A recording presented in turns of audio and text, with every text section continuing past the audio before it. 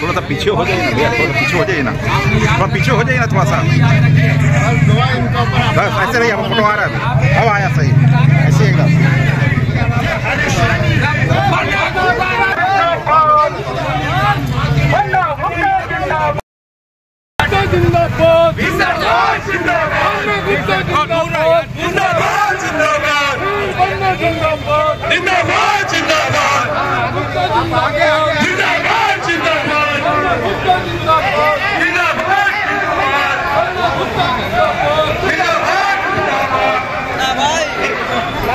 अरे हट में भैया,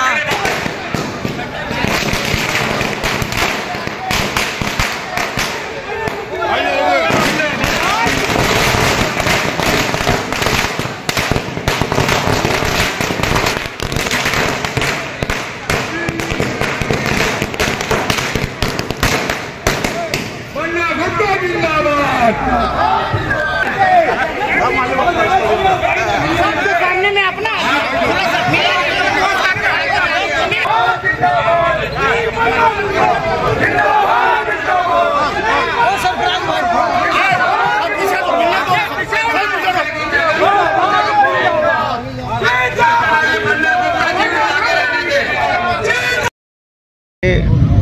बहुत निहायत ज़रूरी है। जो लोग 5 साल तक जनता से दूर रहते हैं, हमने कभी जनता से रिश्ता नाता छोड़ा नहीं, हमेशा सरल सहज सुलभ उपलब्ध रहे। इसलिए जो विद्यार्थी शुरू से पढ़ता है उसको एग्जामिनेशन में पढ़ने की बहुत ज़रूरत नहीं होती है, बहुत आपाधापी करने की ज़रूरत नहीं होती है। तो इसलिए जनता को मालूम है कि बन्ना गुप्ता एक उनका सेवक था, है और रहेगा, और हमेशा सरल और सुलभ है। इसलिए लोगों को बहुत हम पे विश्वास है। लेकिन चूँकि ये लोकतंत्र है, लोकतंत्र में जनता के बीच में जाना चाहिए, जनता मालिक है, उसका सम्मान करना चाहिए। इसलिए सभी लोग अपनी अपनी बातों को रखते हैं और उसके बाद जनता निर्णय करती है कि किसके पक्ष में जनता जो है अपना विश्वास प्रकट करेगी। कैसा समर्थन मिल रहा है? देखिए, मैं तो यही कहूँगा कि मुझे बहुत अपार समर्थन है। कोई भी प्रत्याशी जिसको यदि 500 वोट भी आने का है, यदि उससे भी यदि यही सवाल आप करेंगे तो वो भी जीत का दावा करेगा। वो भी यही कहेगा कि मैं बहुमत पूरा भारी मतों से जीत रहा हूँ। मैं तो आपसे निवेदन करूँगा कि बेहतर होगा कि आप आम लोगों के पास जाएं, आम लोगों से उनके विचार को सुनें, आम लोगों के मंतव्य को प्राप्त करें और उसको जो है प्राप्त करके आप जो है लोकतंत्र के चौथे स्तंभ, जो सबसे मजबूत स्तंभ भी होता है, उसकी जो है वो पारदर्शिता, उसकी निर्भीकता, उसकी निष्पक्षता से लोगों को अवगत कराएं तो ये ज़्यादा बेहतर होगा। सामने जो कैंडिडेट है आपके सामने पश्चिमी में, क्या लगता है किस तरह से चुनाव बहुत सामने है? उनका भी जो जोर शोर से हरमन हो रहा है। देखिए, हमारे लिए कोई चुनौती नहीं है। इसलिए चुनौती नहीं है क्योंकि उन्होंने इतनी बार चुनौती और चेतावनी दे दी कि उनका रिचार्ज कूपन ही ख़त्म हो गया है। हर चीज़ का एक रिचार्ज कूपन होता है। वो चुनौती देने गए थे भारतीय जनता पार्टी के लोकसभा प्रत्याशी धनबाद के डुलू महतो जी के खिलाफ में। वहाँ भी उन्होंने वही बात की थी जो यहाँ कह रहे हैं कि वहाँ आतंक है, उनका आतंक राज ख़त्म करना है, आम लोग परेशान हैं और मैं आया हूँ आतंक राज ख़त्म करने। और भाजपा को चुनौती, चेतावनी, एड़ी चोटी लगा दिया। वहाँ जो है ये फ्यूज बल्ब साबित हुए, वहाँ कुछ भी नहीं हुआ। इसके बाद ये भाजपा के चतरा प्रत्याशी कालीचरण बाबू के खिलाफ में गए, वहाँ भी भाजपा को हराने का पूरा कोशिश किया, वहाँ भी कुछ नहीं हुआ। भाजपा की सरकार में रघुवर दास जी के साथ ये मंत्री भी थे और भाजपा की सरकार में मज़ा भी लूट रहे थे, जो थाली में खा रहे थे उसी को छेद भी कर रहे थे। जब ये निर्दलीय चुनाव जीते पूर्वी तो भाजपा के बहुत सारे कार्यकर्ताओं को जेल भी भेज दिया, झूठे झूठे मुकदमे लगा दिए। उनको कुछ लोगों को तो इन्होंने जो है दुकानदारी भी बंद कर दिया, दुकान वगैरह बंद कर दिए। चलिए इतना भी बर्दाश्त हुआ, लेकिन बताइए सूर्य मंदिर में जो अभी लोक आस्था का महापर्व आ रहा है, जिसको हम छठ कहते हैं, जिसमें लोगों को गहरी आस्था और विश्वास है, और वो लोक आस्था का इतना बड़ा महापर्व सूर्य मंदिर में मनाया जाता था, उसको भी जाके इन्होंने बंद करवा दिया। हम यहाँ नील सरोवर में लोक आस्था का महापर्व छठ मनाते थे, वहाँ भी इनके तथाकथित लोग गए और उसको बंद करवा दिया। तो ये नकारात्मक पॉलिटिक्स करने वाले लोग हैं, हम लोग सकारात्मक पॉलिटिक्स करने वाले लोग हैं। इसलिए हम लोग किसी का खिलाफ में नहीं हैं, हम अपने पक्ष की बात जनता के बीच में रख रहे हैं कि हमने फ्लाईओवर जो है मानगो के लोगों के लिए फ्लाईओवर आवश्यकता है, जो बहुत ही ज़रूरी है, जिसको इन्होंने कहा कि ये फिजूल का खर्च कर रहे हैं। फ्लाईओवर को फिजूल खर्ची बताया था, कहा था कि मंत्री का हठ धर्मिता है, मानगो में फ्लाईओवर का कोई ज़रूरत ही नहीं है, बेफालतू का खर्चा कर रहे हैं। और ये झूठ बोल रहे हैं, ये बन भी नहीं सकता है क्योंकि डिजाइन में ही गड़बड़ी है। तो फ्लाईओवर बनने लगा है। एमजीएम में मानगो में 751 बेड का हॉस्पिटल बन चुका, 100 बेड का वहाँ शिलान्यास नया हो गया, 851 बेड का हो जाएगा। साक्षी में 750 बेड का हॉस्पिटल जो है वो तेज़ गति में बन रहा है, आप लोग जाके देख भी लीजिए। अभी हम लोगों ने लॉ यूनिवर्सिटी के लिए 33 करोड़ रुपया कोऑपरेटिव कॉलेज में दिया है ताकि बच्चे पढ़ लिख लें, जमशेदपुर जो है एजुकेशन का हब बने।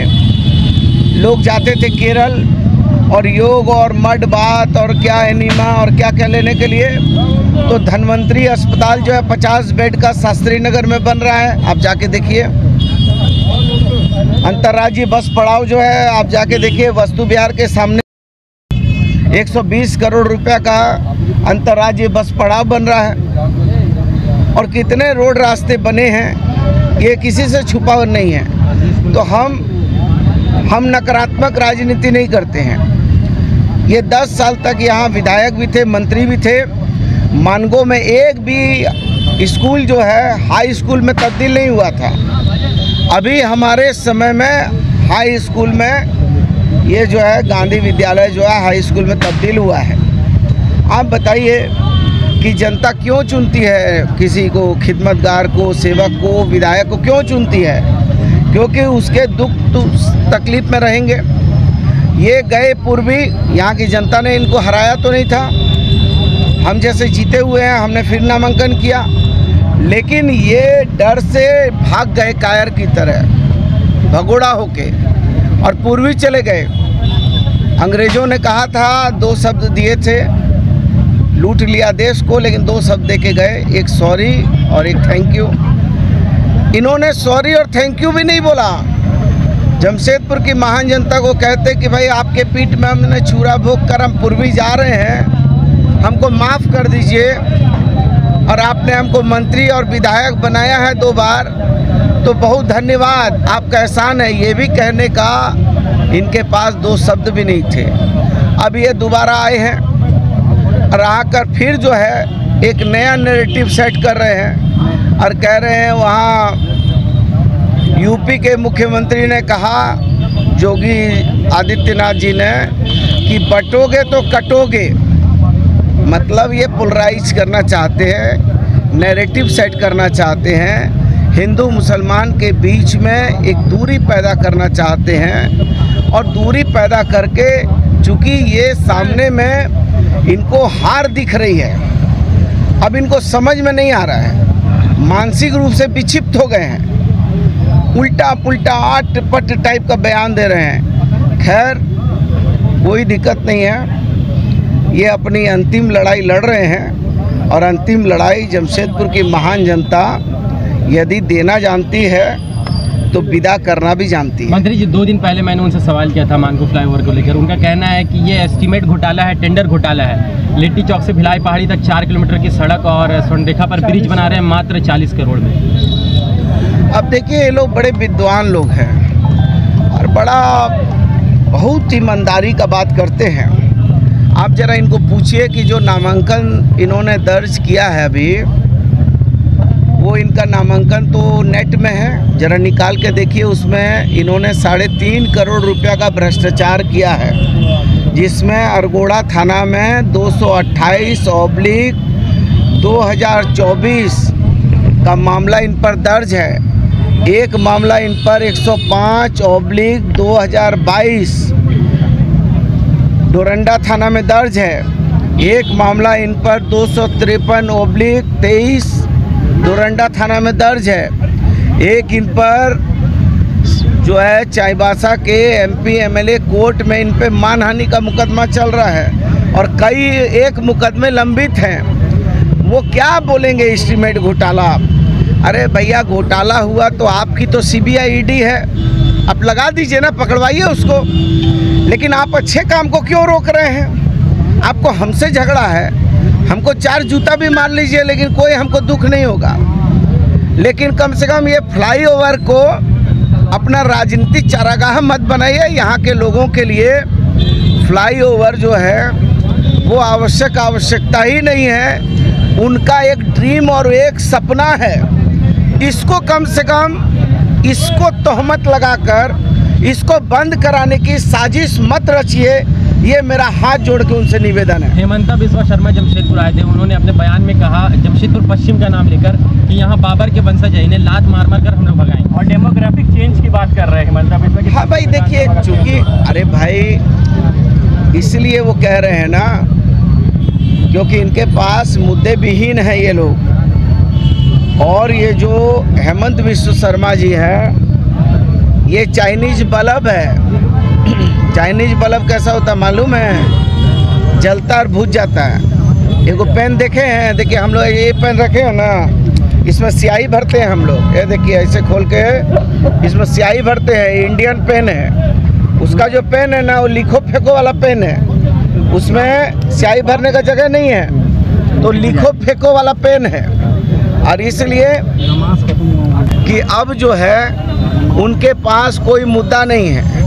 अब वो पहले पाकुड़ और साहबगंज में डेमोग्राफी की बात कर रहे थे, लेकिन अब मानसिक रूप से इतना विक्षिप्त हैं कि जमशेदपुर पश्चिम में वो डेमोग्राफी की बात कर रहे हैं। इसका मतलब है कि ये लोग हार मान चुके हैं और हार मानकर भगोड़ों के जैसा अंतिम रेडी हो गए हैं, 1 2 3 करके। असम डूब रहा था, ये असम की चिंता नहीं कर रहे थे, ये यहाँ की चिंता कर रहे थे। असम में जितने चाय बागान में आदिवासी भाई हैं, उनको आज तक आदिवासियों का दर्जा ये नहीं दिए हैं और यहाँ डरे हुए हैं। चूँकि यहाँ हेमंत सोरेन जी के नेतृत्व में आदरणीय सोनिया गांधी, राहुल गांधी जी, मल्लिकार्जुन खड़गे साहब, मीर साहब के नेतृत्व की सरकार जो है, वो सरकार से ये इतने भयभीत हैं कि आपने देखा होगा कि जब बाढ़ आता है ना, तो बाढ़ आता है तो एक ही पेड़ में सांप और चूहा दोनों बैठ जाता है। तो इसीलिए भाजपा और जदयू दोनों एक ही पेड़ में बैठ के अपना अपना जान बचा रहा है।